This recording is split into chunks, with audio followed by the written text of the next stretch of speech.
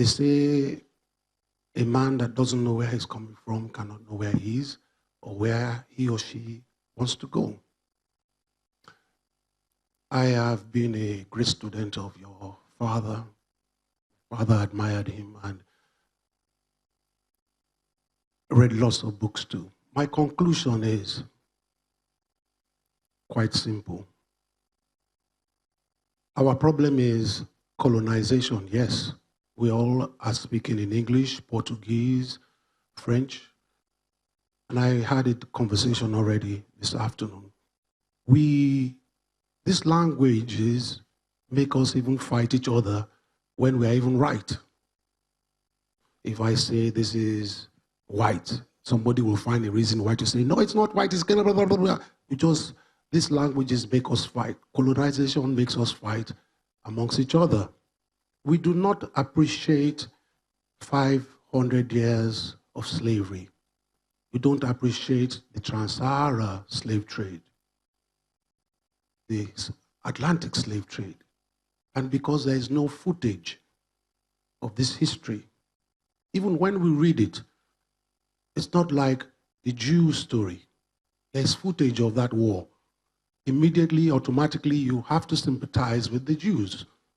You cannot even crack a Jewish joke about the Holocaust. The whole nation will descend on you. Africa, we make fun of ourselves. We say we sold ourselves. We don't have history. This is the history we are taught in school. Great writers have fought against this history. Our youth today are forced to look up to Europe and America. We all go to school and admire these nations. We don't look inwards. So when you go, immediately you even come out of the bank, you don't see a great Africa because we are all lost. And this is what the West, I see, want us to be. We send all our children to Europe and America to school. And then they stay there so long that they can't come back and fit in here to improve good roads, electricity, good health care. In Nigeria, where we speak right now, there's not one single hospital where the president of this country is confident enough to treat himself or any of our politicians. This is history. This is true. We haven't appreciated, because if we had leaders that understood this history, the priority of the leaders and everybody will be, how do we provide these simple amenities for the people of this country? Good roads. Last year, there was a big flood in this country. What did they do? We all spoke about it. This is historical fact. Just last year, the government said they will be ready for the next floods. Yesterday, there was a big storm. They were not ready. History. So even when we are studying this history, the teacher has not taught us how to understand this history and be prepared and deal with this history. 500 years of slavery we can't even begin to imagine what our mothers, daughters, our sons, our fathers, brothers went through. Kunta Kinte, if you all remember that film, did a very bad job on it, just trying to bring out the essence of what happened. If we did see, I try to make people understand, in Benin, it takes 3 hours if you drive like a madman by road. An African was caught there. He or she is put on chains, no food, little water, and you had to walk all the way from Benin to Badagry, where you were exported out of this country. Flogged. Can you imagine what our ancestors went through? We sit here today, 200 years ago, the blood that was spilled here, fighting for freedom. This is history that our children must learn for them to have the confidence, the essence to go out there and build a nation. So that's what we lack. History is so important. History is everything as far as I'm concerned.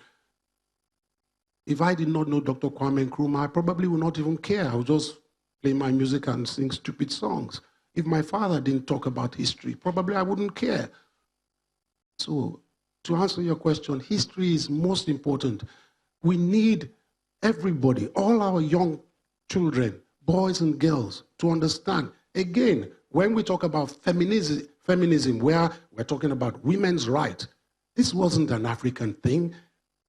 Our women were never deprived. In where Yoruba land, where I come from, an Oba is an Oba. There was no gender to distinguish a male king from a female king. Oba is Oba. A woman, there is no committee in Yoruba land where a woman, men can't sit down and form any organization without women being present or heading that organization. And when you go to African mythology, Yoruba land where I come from, when you hear Yemoja, one of the head gods that was sent from heaven to come and build life here. It is religion and colonialism that deprived our women, where we are now talking about equal pay. They are our mothers. Our DNA does not allow us to deprive our mothers or sisters or our wives of not having the best, even not better than us as men. Men in Africa fight.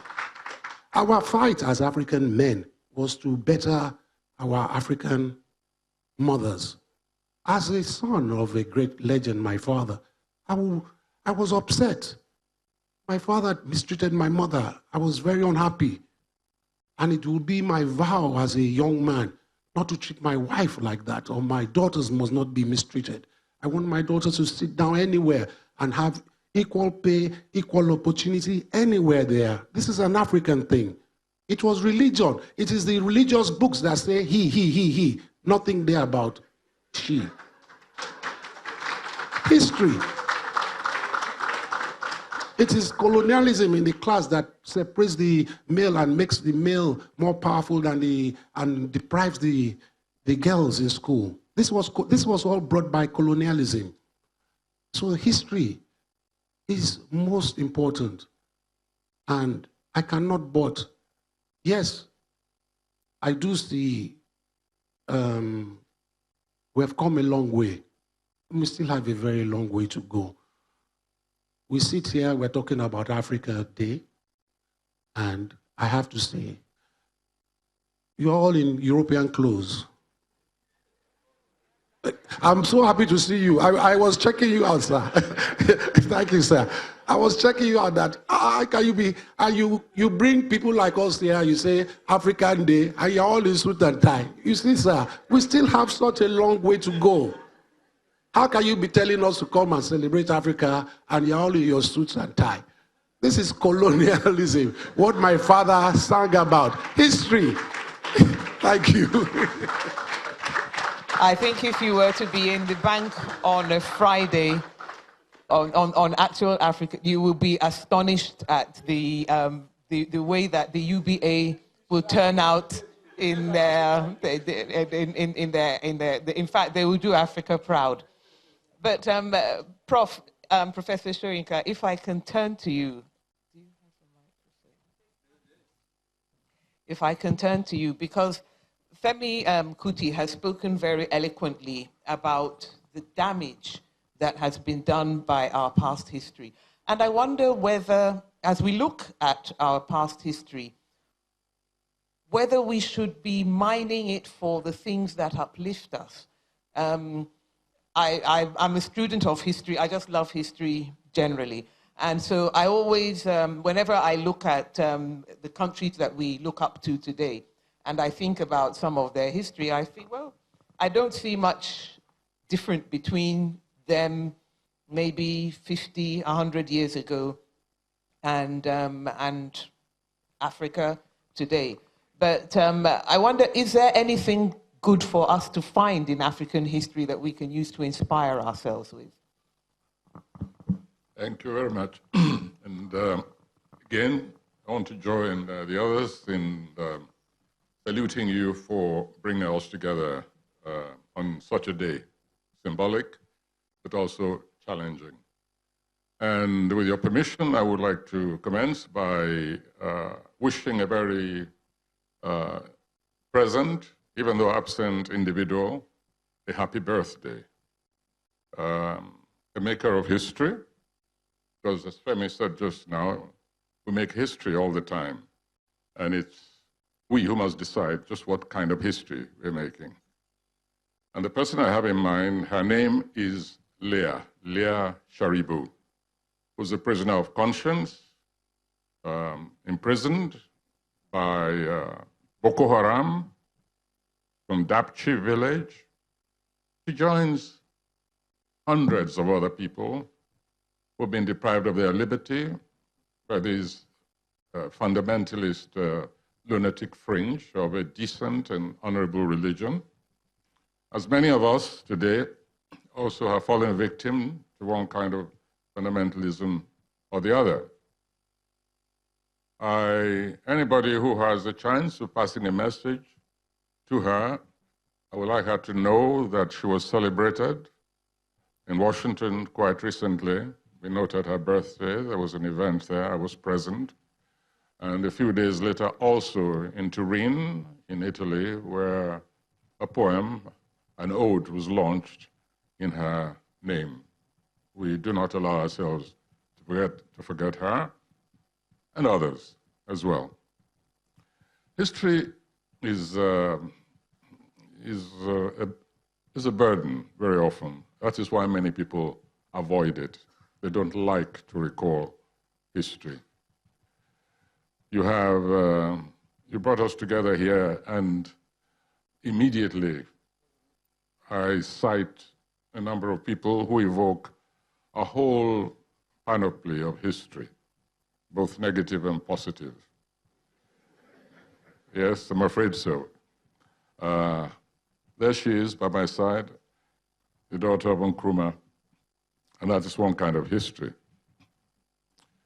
Thank you also for bringing me together, reuniting me with my ancient colleague, Tamsir. There he sits. Yes, he teaches history, but his history is a reminder of both the negative and the positive. He's a practiced exile, like myself also, but of a much longer duration. A victim of the kind of history which is created by some of our leadership who betray frontline nationalists who, however,